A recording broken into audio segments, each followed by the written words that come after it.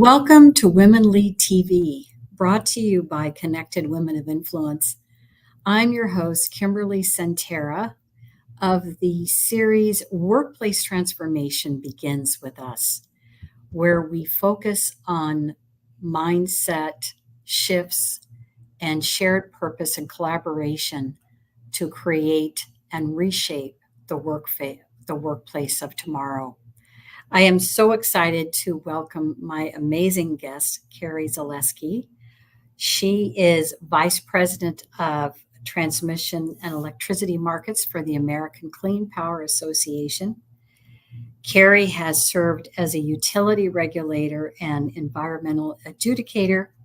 She holds both an engineering degree and a law degree, and she is an adjunct law professor at Northwestern Law School teaching clean energy law.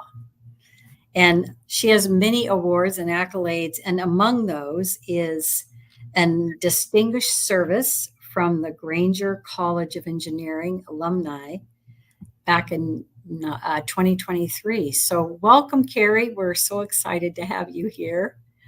Thank you for joining us. You and I are obviously both in the renewable industry, so we could talk about that probably for hours. But what we really want to talk about is a subject that is so close to our hearts, and that is creating more opportunities for women in STEM roles, because we know they're so needed across all industries, especially in ours.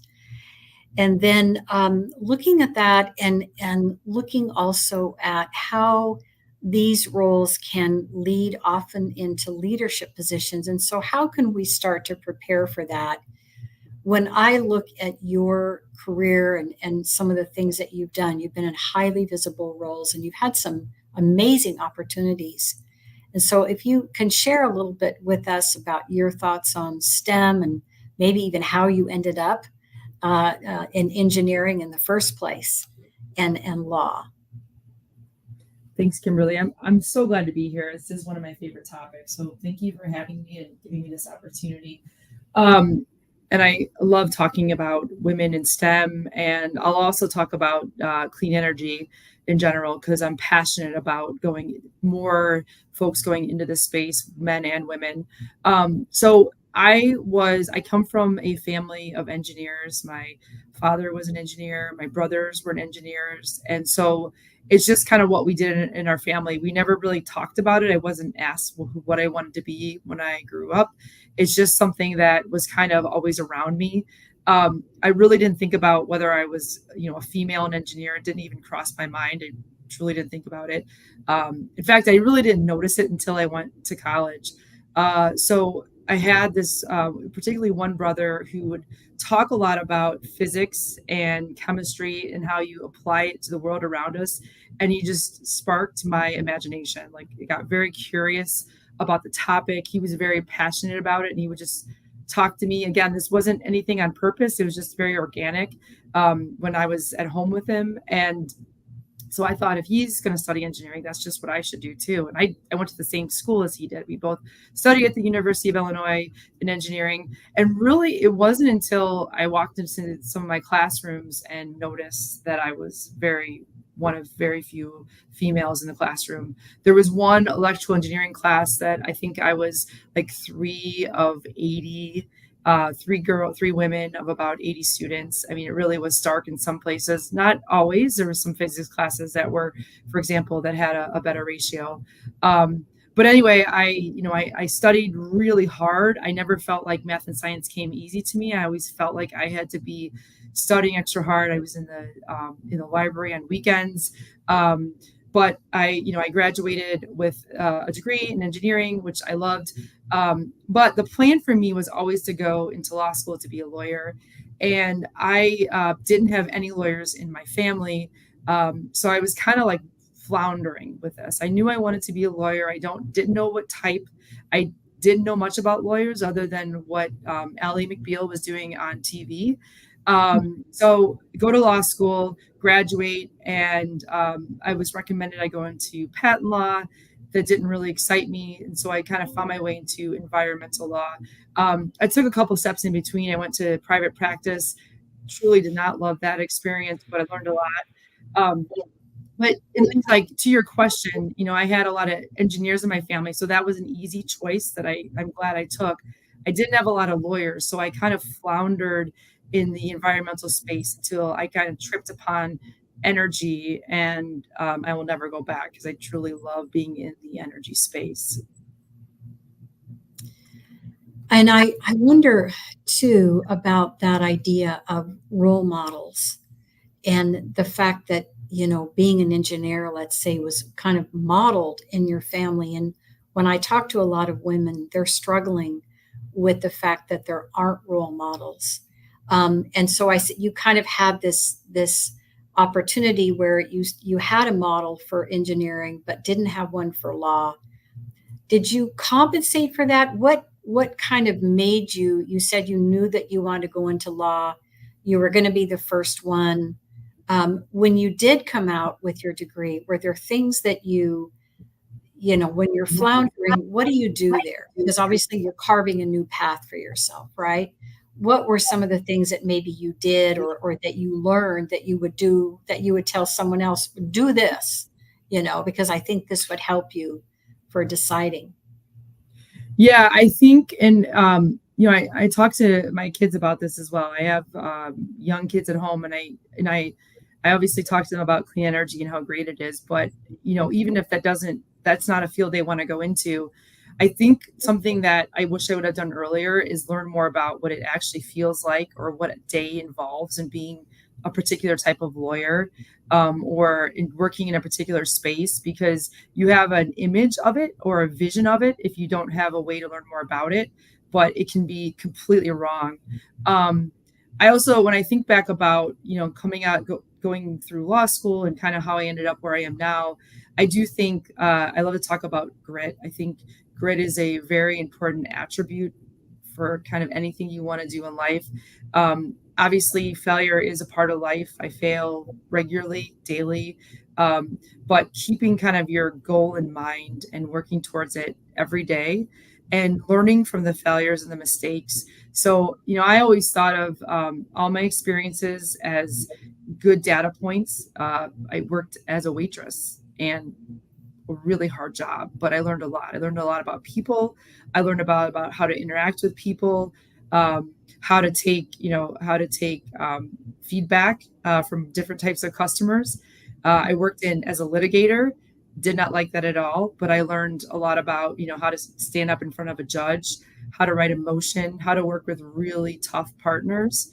So I think it's both keeping your eye on the goal.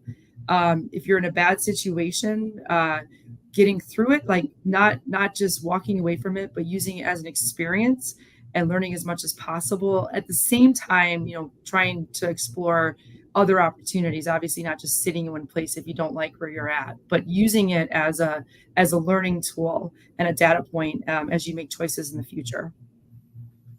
Yeah, it seems to me when you have a hard experience, you have a challenge, you have a failure, whatever you want to call it, it's an opportunity, right? I mean, that's really our mantra here is, we look at it as an opportunity. How can we learn from it? And then what changes do we need to make, right? Does it mean that we need to readjust?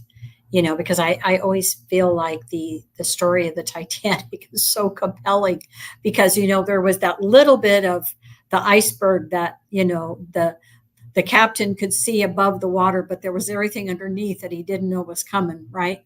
And so that happens sometimes in life. And I think that ability for grit, I think resilience is important.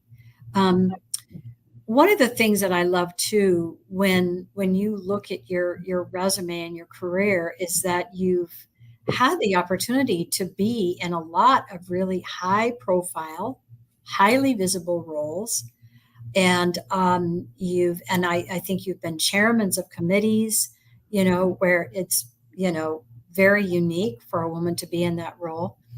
And, it's a lot of women out there, if they want to do that, if their desire is to move into a public service setting, because a lot of what you've done is public service, right? How should they think about that? How do you want to prepare?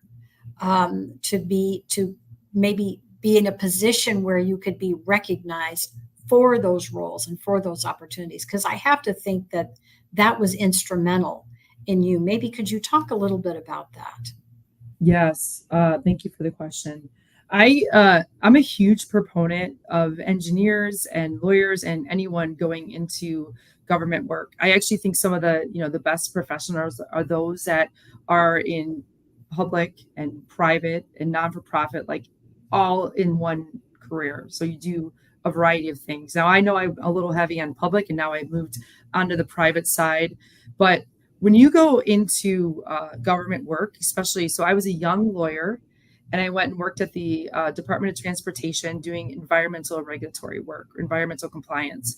Um, so, new lawyer, and I am given a lot of autonomy because it was just me. It was me working with outside counsel. But when you go into government work, you get to do make a lot of impact, and you get a lot of really good real world experience young. So I always am a huge proponent.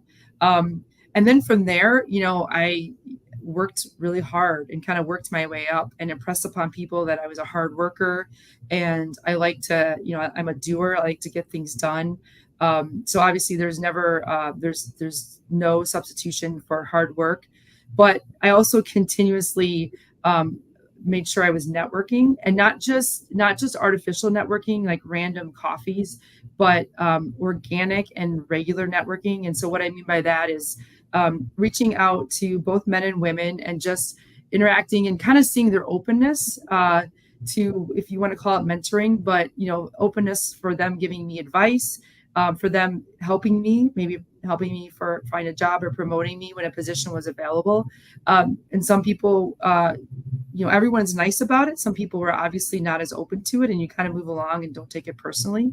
But there are a lot of people that are open to it. Like I'm open to it as well. I have a lot of people that reach out to me. I will always give them my time. But it really is on the person that is seeking the advice to make sure that it's done respectfully and, again, organically and regularly. So not just a one-time contact. Um, I did some training. I went through a women in leadership program in '08, where I learned a lot about speaking to the public speaking, and it was a lot of actually looking into uh, women in politics and why women don't run and why they should run. So a lot of those conversations. And another thing that I did as well was I spoke a lot. So I am not a natural public speaker. It's not in my natural DNA. My husband, for example, finds it very easy. He can get up in front of a room full of thousands and have zero nerves and do a good job. I've gotten really good at it because I do it all the time. In this role, in my previous role, there are times where I'm speaking every week. But at the beginning, it was hard, and I had a lot of imposter syndrome. But I think forcing myself to speak, even when I didn't want to, was something that kind of got my name out there and gave me some additional visibility. I love that you talk about networking, because that's one of the things that I really try to encourage people to do, all people, because I try to do what you do. If somebody reaches out to me, I'm always happy to talk to them and try to give them some guidance. And I've talked to other women, even in colleges and universities, that they really promote this idea of networking and not to feel like you're bothering someone, and if people are too busy, like you said, they'll let you know, and then you can move on. Um, how important do you think it was for you? Because I'm wondering, so I'm thinking about that woman who maybe doesn't have the encouragement that you had, doesn't have the role models maybe for the STEM, for engineering, because for you it felt pretty natural. What would you say to those women? Would you say to those women that maybe they're young women and there isn't really an immediate role model? Because should they go out and find someone? Should they go talk to someone?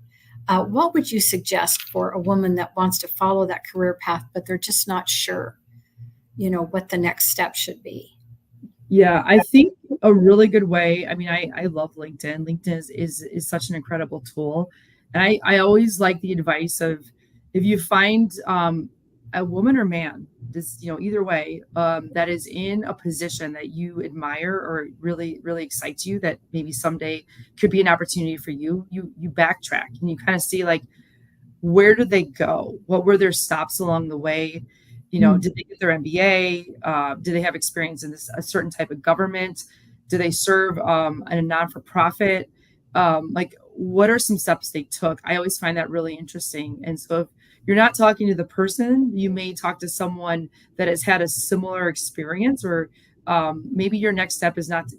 Obviously, it's hard to have the goal to be a CEO of a company, but there are steps that you can try to put on your list of goals to achieve, and talking to people kind of in the intermediary steps, that's like a good way to look as well. I also think there's a lot of really good opportunities. I know, Kimberly, you and me are huge fans of Rise, which is a women's organization for women in renewable and clean energy. It's a really good place to kind of come together, talk about leadership, talk about barriers, and then meet other women that are thinking about these things as well. So I think that, with internet and even social media, good and bad, the good is that there's a lot of good ways to research this and to connect with people in new ways, even if it's reaching out cold through LinkedIn. Yeah, thank you for mentioning Rise, because they're, a big proponent of women in renewables, and especially, preparing women for this space. And one of the things too is a lot of your roles have been roles where they were appointed, right? So, how does that differ? Because it seems to me that, especially in the public sector, there's a certain amount of, has to be confidence, recognition. How did you promote yourself? Because when I talk to women, a lot of women struggle with the idea of self promotion. It was the team, or, really it was all this person. And I think recognizing teams and collaborations is awesome, and that's super. There also, though, I feel like is a time when we have to take some credit ourselves. We have to say, I'm really, I feel, really proud or really satisfied. What would you say around that and around that idea of self promotion? Did you struggle with that, or how did you compensate with that piece? Yeah, it's always difficult to self promote. I'm sure everyone struggles with it. I think, a couple of things, both for like an appointed position, but a high profile position, or really any position. So obviously, and it's even going back to some of the things I've already said, you have to start with creating the reputation, doing the good work, working really hard, getting, sometimes not always getting the credit, but having a reputation of being a hard worker. So that's number one. Two, you have to, again, with the networking, create these people that now know that you're good at what you do and are interested in rising up in particular organizations. But the last step, I think, is the most important, is putting yourself forward, even when you may not be perfect for the job. Did I think I had the perfect resume to be the chair of the commission? Absolutely not. In fact, I only applied to be a commissioner and I was chosen for chair. I would have never selected myself to be the chair. But then I had an echo chamber. So I had people that were vouching for me. I had people speaking up. So that's an important piece. And sometimes, I would have to reach out to people and ask, will you vouch for me? Will you speak up for me? Will you promote me? I know you're not making the decision, but you can vouch, the work I've done. Will you explain that I'm good at this and I could be good at this? So I think that's a really important piece to any position. Yeah, thank you. Such wonderful advice. And we could talk so much more about all this because there's so many amazing things to share. And we're actually at our time. So we knew it was going to go by fast, right? So, everyone, thank you. Thank you to our very special guest. And Carrie, how can we reach you if we want to find you? Are you on LinkedIn? Where is the best place to find you? Yeah, LinkedIn is best. I think I'm seeing it scroll across the bottom of the screen right now. Carrie Zaleski, LinkedIn. That's probably the best way to find me. Kimberly, really, thank you for having me. The time was too fast, but I appreciate the opportunity. Yes, thank you, everyone. And thank you for everyone who joined us live. It's been my pleasure to be your host today. And remember that transformation begins with each one of us. We have to do the work, right? So until the next time, keep growing, learning, and exploring. And we will see you all. We'll see you all soon.